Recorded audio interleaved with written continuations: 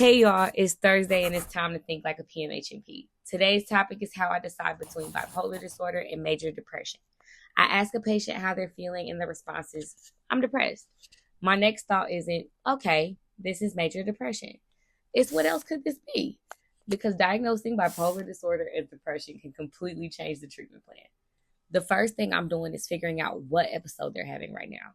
Are they experiencing low mood, loss of interest, fatigue, poor concentration, changes in sleep or appetite, or feelings of hopelessness? If so, they may meet criteria for a major depressive episode. But here's the important part.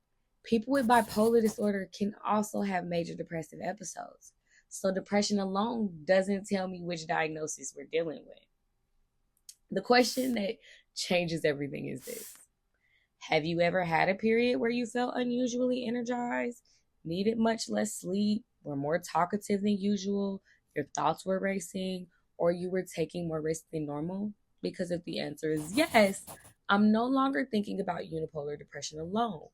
Now I'm considering bipolar disorder. Then I also want to know when those symptoms happened. Were they brief and tied to a stressful situation? Or did they last for days, come out of the blue, and represent a noticeable change from the person's usual self? That timeline matters. So then I start looking for clues in the history. We start thinking like, has anyone ever diagnosed them before with bipolar disorder?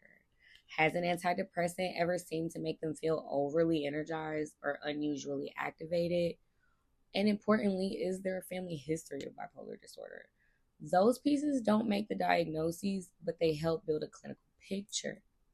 So, one thing I try not to do is focus on just one symptom because mood swings alone, as we've discussed, don't equal bipolar disorder.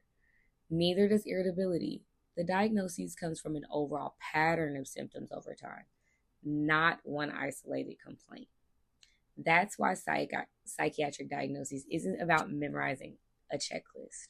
It's about recognizing patterns, asking the right follow-up questions, and putting the whole story together before choosing a specific treatment plan. Because in psychiatry, how you think is just as important as what you know. And that is what it's like to think like a PMHNP.